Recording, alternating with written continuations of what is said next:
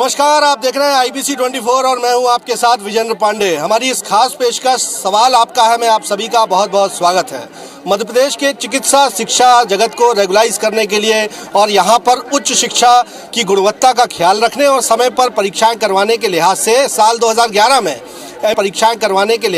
साल 2011 में MP medical university की स्थापना की गई थी।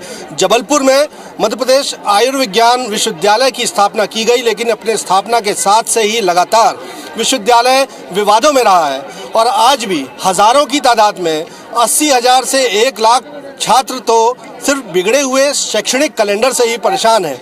आए दिन इस विश्वविद्यालय में विरोध प्रदर्शन होते हैं। छात्रों को प्रदेश भर के अलग अलग जो कॉलेजेस में पढ़ते हैं यहाँ अपनी समस्याएं लेकर आना पड़ता है और छात्र बेहद परेशान है। यही वजह है कि आज हम MP मेडिकल यूनिवर्सिटी जो कि जबलपुर में स्थित है वहाँ मौजूद हैं। आप देखेंगे कि मध्य प्रदेश आयुर्विज्ञान विश्वविद्यालय का ये भवन है और ये यहाँ इस्टेब्लिश किया गया है और बड़ी मकसद इस यूनिवर्सिटी का यही था कि मेडिकल एजुकेशन को व्यवस्थित किया जा सके और छात्रों की जो परेशानियां हैं वो दूर की जा सके।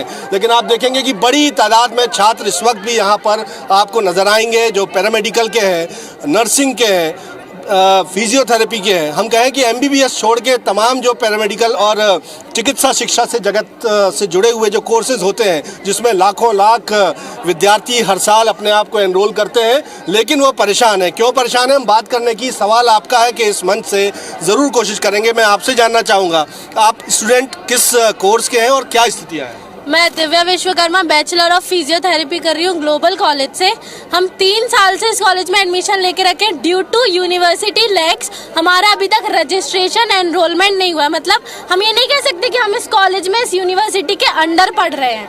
3 साल से हमारी फीस पे हो गई है इस बेसिस पे कि हमारा एनरोलमेंट कराया जाएगा। कहीं लिंक फेल हो रही है, कहीं कुछ हो रहा है, हमारा रजिस्ट्रेशन भी नहीं करवाया गया है। सीनियर्स के हमारे टाइम टेबल कैंसिल हो गए हैं, रिजल्ट्स नहीं आ रहे। सारी की सारी व्यवस्थाएं बहुत ज़्यादा गलत जा रही हैं। व्यवस्थाएं गड़बड़ाई हुई हैं। आप बताइए, आप स्टूडेंट किसके हैं और क्या स्थिति है? सर, मैं बैचलर ऑफ आयुर्वेदिक मेडिसिन हूँ और मैं गवर्नमेंट कॉलेज गौरीघाट की स्टूडेंट हूँ। सर, हमारे सेशन 15 महीने लेट चल रहा है। उसके बाद भी इसके पहले ये 3 बार टाइम टेबल पोस्टपोन, 2 बार टाइम टेबल पोस्टपोन कर चुके हैं। अब तीसरा टाइम टेबल आया, क्या गारंटी कि हमारे एग्जाम्स होंगे? और वो भी 2 महीने बाद का आया। सर, इनको सेशन की कोई टेंशन नहीं है कि सेशन टाइम पे चले नहीं चले। हमारे साथ पूरा ऑल इंडिया फाइनल ईयर में जाने वाला है 2 महीने बाद। हमारे सेकंड ईयर के एग्जाम्स नहीं हुए। कल जो हमारे जूनियर्स का रिजल्ट आया है उसमें पूरी धांधली है सर। बच्चे खुद बोल रहे हैं कि हम लिख के आए और हमें फेल कर दिया गया। किसी का रैंडम रिजल्ट है, किसी का रिजल्ट नहीं आया सर। इसका रिजल्ट ही नहीं आया। वो बेचारी फ्रस्ट्रेटेड है कि मैं क्या करूँ अब। आपका रिजल्ट डिक्लेयर नहीं हुआ। आप किस क्लास से हो? क्या सर, मैं BMS फर्स्ट ईयर से हूँ। पूरी क्लास का रिजल्ट डिक्लेयर हो गया, सिर्फ मेरा रिजल्ट नहीं आया। तो इससे पहले आपको आना पड़ा यहाँ पर। विश्वविद्यालय की ओर से क्या कहा जाता है? विश्वविद्यालय सर कोई एक्शन नहीं लेता, हमें यही आना पड़ता है। कुछ और बच्चों से बात करते हैं। आप बताइए क्या समस्या? सर, मैं BPT की स्टूडेंट हूँ। सर, एनरोलमेंट तो हो जाता है, 3-4 बार हम लोग ने एनरोलमेंट करा दी है। टाइम टेबल आता है, कुछ टाइम बाद बताया जाता है कि टाइम टेबल हमारा नहीं है। पिछले ईयर्स का सप्लीमेंट्री का टाइम टेबल, हमारा टाइम टेबल मिल ही नहीं रहा हमें। BMS के भी छात्र यहाँ पर हैं क्या? BMS के भी छात्र हैं। तो लगातार हमने देखा कि 31 बार भी time table BMS first year का हुआ, लेकिन वो भी समय पर परीक्षाएं नहीं हो पाई। सर, ये सिर्फ टाइम टेबल देते हैं। इनने पहला टाइम टेबल 23 अगस्त को दिया था। आप डेट देख लीजिए सर, हमारा अगला टाइम टेबल आया है फरवरी का। सर, 23 अगस्त से फरवरी 6 से 7 महीने के डिफरेंस पे ही अगला टाइम टेबल निकाल रहे हैं। क्या गारंटी है कि ये पेपर लेंगे नहीं लेंगे? मतलब तुम 12 महीने का सेशन चलाते हो, फिर 1 साल तुम टाइम टेबल निकालने में लेते हो, फिर तुम पेपर लेते हो। मतलब हमारे 4.5 साल का कोर्स है सर, ये लोग क्या 8 साल में खत्म करेंगे? पूरा ऑल इंडिया फाइनल में जा रहा है सर। हमारे PG के 2 से 3 अटेम्प्ट यहीं आप ही 2 साल में खत्म हो जाएंगे। हमारा फ्यूचर का क्या होगा सर? कौन रिस्पॉन्सिबल है? हमारा जो मेंटल फ्रस्ट्रेशन है वो कौन देखेगा? आखिर कौन जिम्मेदार है? जाहिर सी बात है यही विश्वविद्यालय और इसमें बैठने वाले जिम्मेदार अधिकारी ही कुलपति, कुलसचिव जैसे जिम्मेदार हैं और प्रदेश के उच्च खासतौर पर चिकित्सा शिक्षा विभाग को इस ओर ध्यान जरूर देना चाहिए। मैं देख पा रहा हूँ कि सवाल आपका है कि मंच पर आप भी कुछ अपनी समस्या शेयर कर रहे हैं। आप स्टूडेंट किस कोर्स के हैं और क्या समस्या है? सर, मैं BXRT फाइनल ईयर का स्टूडेंट हूँ। मैं 17-18 सेशन का हूँ। कम से कम 5 साल हो गए हैं हमारा 3 ईयर का बैचलर कोर्स है और ये हमारे जून 2022 में एग्ज़ाम हुए थे फाइनल ईयर के। उसके बाद हम लोग सितंबर में आए थे, आप देख सकते हैं इसमें डेट भी मेंशन की है, इन्होंने सील लगा के दी है।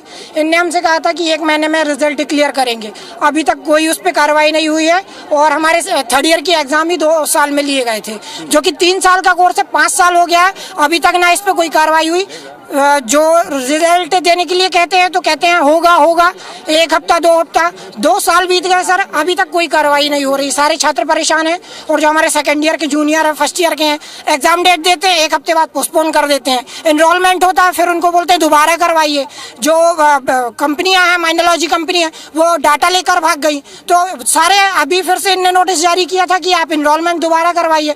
हम लोग ने 2nd ईयर का हम लोग का रिजल्ट नहीं आया था, इनने 3rd ईयर का वो दे दिया था टाइम टेबल कि आप पेपर देने चाहिए 3rd ईयर। इतनी अव्यवस्थाएं हैं, जानना चाहूंगा आपसे भी जानना चाहूंगा, अभिषेक हैं, छात्र नेता हैं, क्या कहेंगे इन स्थितियों को लेकर?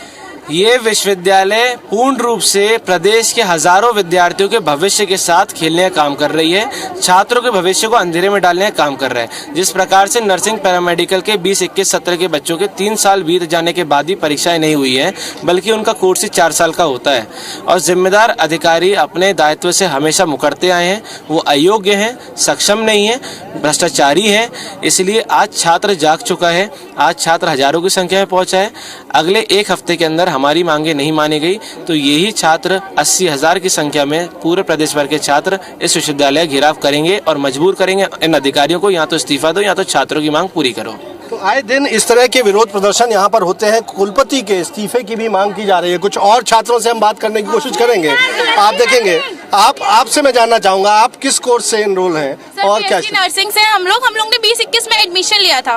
3 साल से हम लोग 1st ईयर में है, कॉलेज अपना सेशन कंप्लीट करा रहा है, मगर यूनिवर्सिटी टाइम टेबल नहीं दे रही है। 3 साल से आप 1st ईयर में हैं और एग्जाम नहीं हो रहा। और इसके साथ साथ जो बच्चे मेस में, हॉस्टल में, रूम में रह रहे हैं, वो लोग अपना चार्ज तो ले ही रहे हैं। 3 साल हो गए, एग्जाम होने नहीं आ रहा है और वो हर फैमिली सक्षम नहीं होती है सर कि हर चीज मेंटेन कर सके।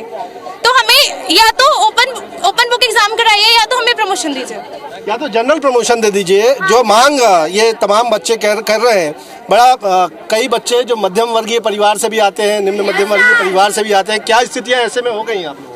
हम लोग बहुत कुछ पैसे ही नहीं हो पा रहे हैं, कुछ भी फीस का 3 साल से सर, 3 साल से हम लोग का तीनों साल का फीस दे रहे हैं, बट 1st ईयर का एग्जाम नहीं हुआ है सर। और इसमें अब क्या हम लोग की प्रॉब्लम नहीं है। और सर आपसे मैं भी, आप बताइए आपका नाम क्या है और क्या स्थिति है? सर मेरा नाम नीलम पटेल है, मैं नंद बंधन कॉलेज से हूँ। सर एक बात बताइए, हम 3 साल से हैं 1st ईयर में। 1st ईयर हमारा कंप्लीट, 2nd ईयर हमारा कंप्लीट, 3rd ईयर हमारा कंप्लीट। 3rd ईयर की हमारी पढ़ाई चल रही है, तुम लोग 1st ईयर का एग्जाम लोगे तो हम लोग क्या लिखेंगे? 3rd ईयर का लिखने आएंगे? टाइम पे लो ना एग्जाम, वरना फीस हमारी कम करो। फीस 1 लाख रुपए लग रही, कहाँ से लाए? मीडियम फैमिली से नहीं, हमारी फैमिली गवर्नमेंट जॉब वाली, कहाँ से दे सर इतना पैसा? ला के दे। अगर चलो इतनी बड़ी मीनार खड़ी किसके बदौलत खड़ी? स्टूडेंट की बदौलत ना, कहाँ से ला रहे हो? बस यही बोलूंगी, हमें जनरल प्रमोशन चाहिए या ना कुछ नहीं, अब ना करो। और 1 मिनट सर, मुझे ये समझ में नहीं आता, चलो कितना लेट क्यों करते? अब कहाँ थोप दिए दूसरी जगह? नहीं, हमारा इसमें कोई हाथ नहीं है। अरे क्यों नहीं है, पहले बात रख देते ना, स्टूडेंटों को इतना दूर बुलाने की क्या जरूरत थी?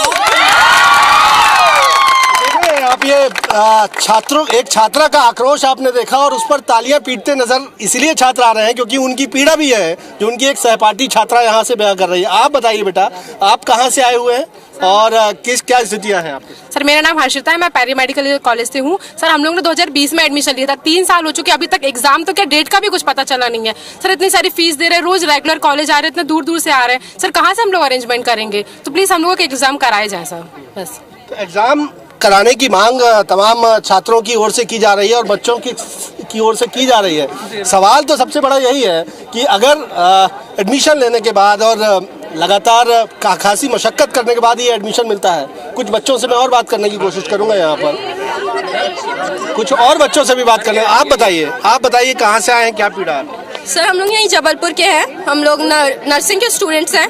हमारे 3 साल से ना ही एग्जाम हो रहे हैं, ना हम लोग को उसके बारे में बताया जा रहा है।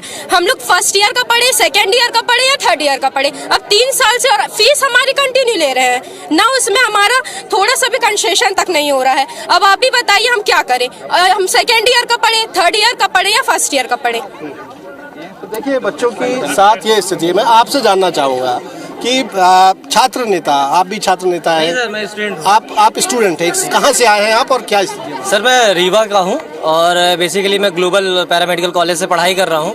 और सर जैसा देखा जा रहा है कि 2017 में मैंने एडमिशन लिया था, जिसके बाद आज 2022 हो गया, तकरीबन 6 साल हो गया सर। 4 साल की डिग्री 6 साल में चली गई। कौन सा कोर्स में आपने admission? Bachelor of physiotherapy sir.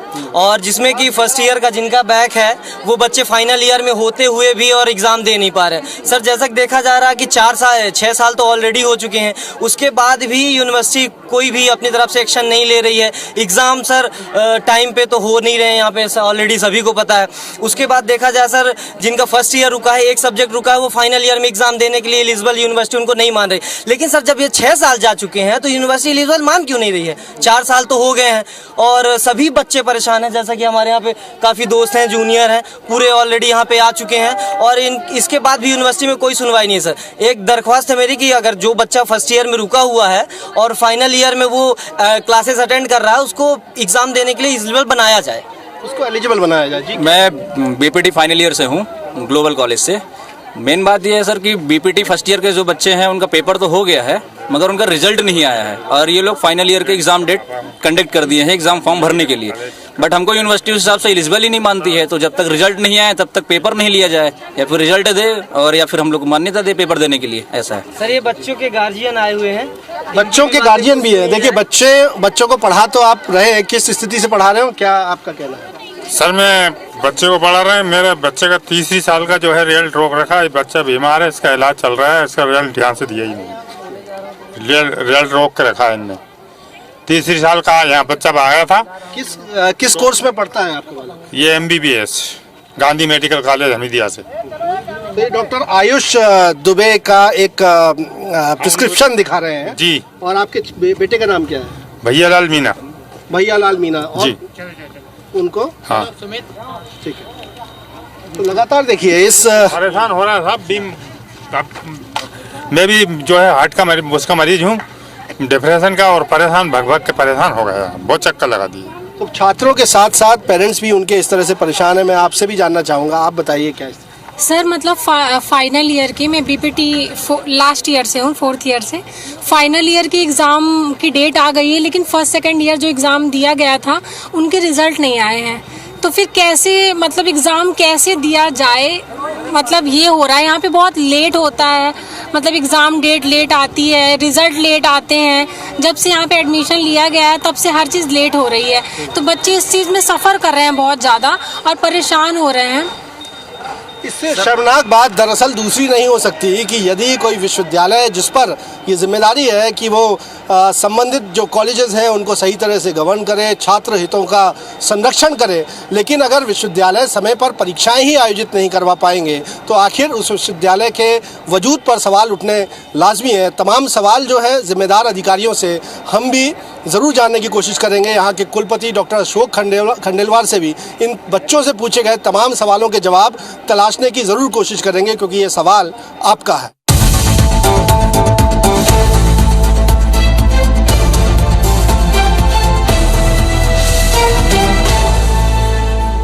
Time table से तो हम बिल्कुल चलने का पूरा प्रयास कर रहे हैं, पर जब तक वैल्यूएशन एक एग्जाम का नहीं होता दूसरे का हम एग्जाम ले नहीं सकते। फर्स्ट ईयर का जब टाइम रिजल्ट आएगा जब भी सेकेंड ईयर का लेंगे, और उसके ऊपर उसके लिए हमारी डिपेंडेंसी कॉलेज है। इसमें हमारा कोई यूनिवर्सिटी का कंस्टिट्यूट कॉलेज नहीं है।